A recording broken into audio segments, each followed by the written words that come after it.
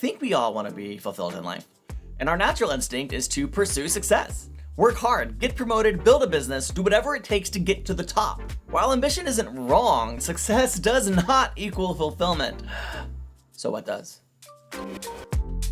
I'm Chrissy Lewis, and this channel is all about actionable personal growth and productivity. Now, we know most people view success as attaining more. In fact, if we look at the Webster's Dictionary of Success, included in that definition is the attainment of wealth, favor, or eminence. And if I'm being honest, that is what I tend to think of as success. I think of money, wealth, open doors, like, hey, listen, I can do whatever I want because I'm successful. And of course, recognition. If I'm successful, people know I'm successful.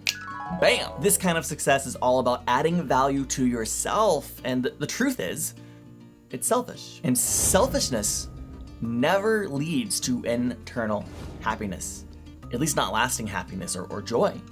Selflessness, on the other hand, giving of yourself, always does. So if there's 2 steps to building a more fulfilled life, the first one is simply this: stop chasing more. We have countless examples in our culture that more does not equate to fulfillment. It just doesn't. I mean, we still want it, but we know it doesn't satisfy us. So what is it that is driving us to pursue attainment of more? There's some verses in the Bible that teach us this clear example. A man named Paul from his prison cell writes that he's learned the secret of being content, whether he has plenty or whether he has very little.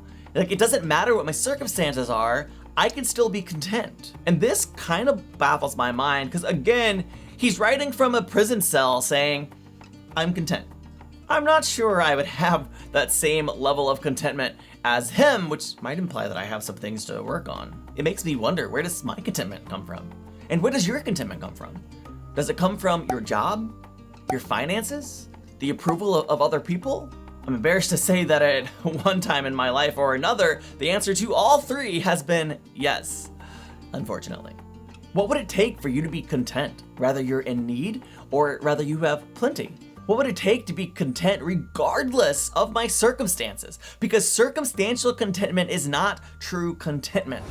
So where does true contentment come from? For me, it's all about relationships. First, God, because He is the center of my life from which all else should flow. After that is my family, because family is important and they're always there. And so, like, invest in those relationships and give into those relationships. And the third is the friendships, the people that I choose to invest in to be a part of my life. Relationships are vital to actual contentment. And not relationships that we're looking to gain from, but rather relationships we're willing to give into. And if we make that shift in our personal relationships, what happens if we make that same shift in our business relationships as well? That is the second step we're going to talk about today in moving toward a more fulfilled life. Start offering more. And we're going to talk about that in just a moment, but first, let me know in the comments what is one significant shift you're going to make this week.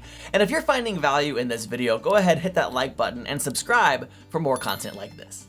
Okay, the first step in pursuing a more fulfilled life: stop chasing more. Next, we're going to start offering more.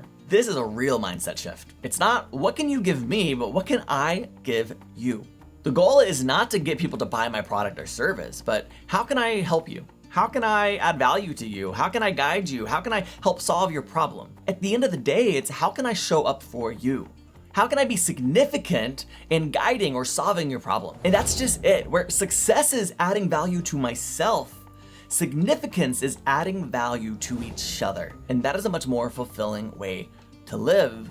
So I want you to make the shift from chasing success to chasing significance. What does that look like for you? Is it primarily something you need to start with in your personal life? Are you ready to make that transition in your business life? Maybe it's offering more value for less, or even free. Maybe it's taking the time to get to know the people you want to help. How can we spend less time working on what makes us look good and more time serving and adding value to our clients? Whatever it is, remember that big change doesn't happen all at once. It's little by little over time. So what shift are you gonna make this week? Let me know in the comments, and then check out this spoken word I did a little while ago that really I think has some great advice for practically making small, sustainable change. Thank you for watching. Be sure to subscribe, and I'll see you in the next video.